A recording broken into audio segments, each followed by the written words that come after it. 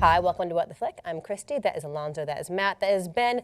The Revenant! Alejandro Gonzalez Iñárritu is back with Emmanuel Lubezki and all that fantastic visual imagery that would suggest, and some stuff with bears and horses. Please tell us about The Revenant. Matt Atchison. Yeah, The Revenant starts out with a group of trappers, a group of fur traders who get attacked by Native Americans. They're on the run, they're trying to survive, have to leave most of their pelts behind. And then at one point, their primary scout and tracker, Hugh Glass, and this is based on his true story, is mauled by a bear.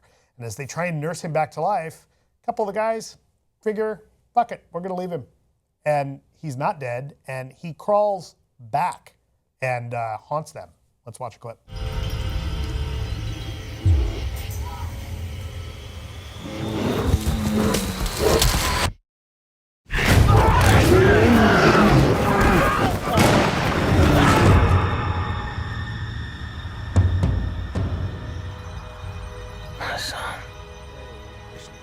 The proper thing to do would be to finish him off quick. He's to be cared for as long as necessary. I understand. Get away! Help!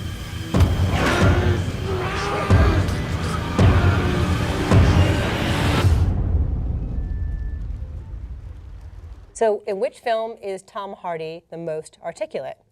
This, what was it called? Legend or as Bane? I could understand him in this one. Yes. I had a lot of trouble understanding him in this one. Okay. A lot of Tom Hardy trouble, and a lot of complete Tom Hardy an inability to recognize. Even knowing Tom Hardy was in the movie. I'd forgotten. So I knew it. You asked me at the end, right? Oh yeah, Tom Hardy. There's a lot of British actors pretending to be American in here. Donald Gleason. Gleason. He's Irish. The kid from Son of Rambo. Oh, right. That's one of the guys that gets left behind with the young kid, the other one. Look it up. Yeah. Anyway, I kind of dug this movie. It's gruesome. I mean, it's super gruesome. Jesus.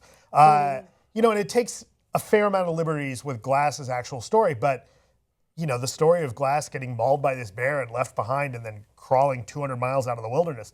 To find the guy who did it. To find the guys who did it. So I mean, yeah, it takes some liberties, but it's basically true. Yeah. Will Poulter. Will Poulter. Thank you. Yeah, I mean, you know, honestly, like, it makes Castaway look like a summer vacation. Like, this is rough.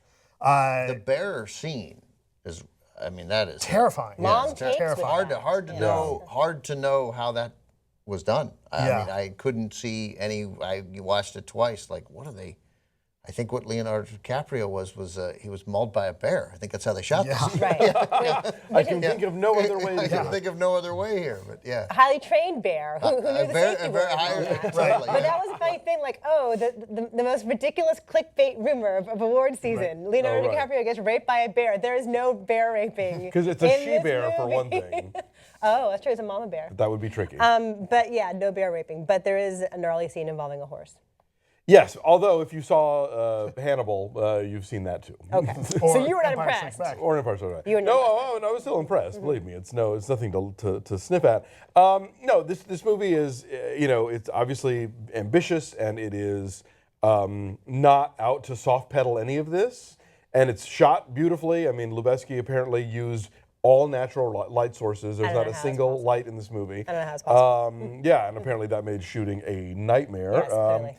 My thing was, I thought there was too much. It was too long. After a while, the story momentum just becomes, oh my God, just die or don't die, but do something, you know. Right.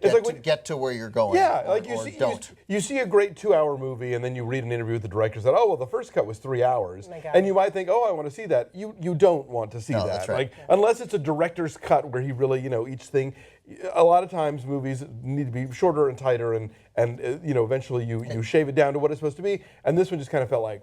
Okay. And when there's stories like this that are so beautifully shot and look great, and there's drama in the story, and you have great actors, you have everything that you need, but the story itself, as everyone would acknowledge, is difficult to watch. I mean, it is violent, and it is depressing, and it is humorless, and there are almost no moments of levity. There are really very few. There's a couple of moments. There's not even that many moments of humanity in it, of decent kindness. These guys are. Again, they are early 19th century trappers. They are rough rough men, and they behave that way. And almost so, what kindness is in there, those folks end up getting punished. That's right. That's right. So you have all these elements that can work, but you know you're making a movie that is hard to watch.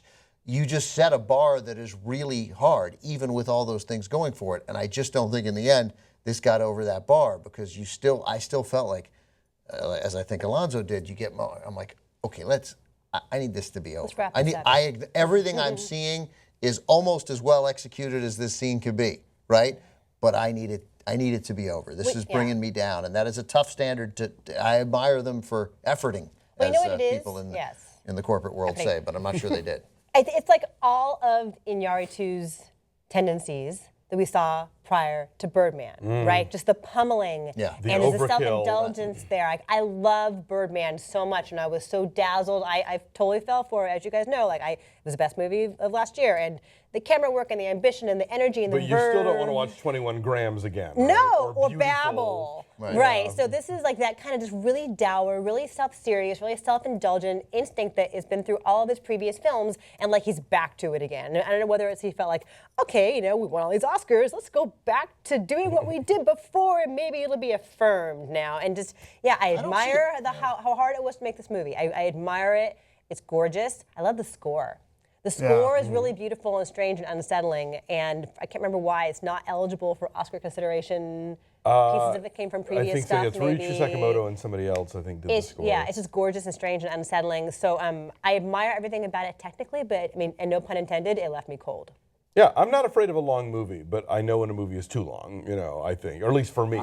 This movie might have been too long at 95 minutes, because every minute is 3 minutes. It is difficult, but it's again, it's if that kind of thing doesn't trouble you, that you might love it.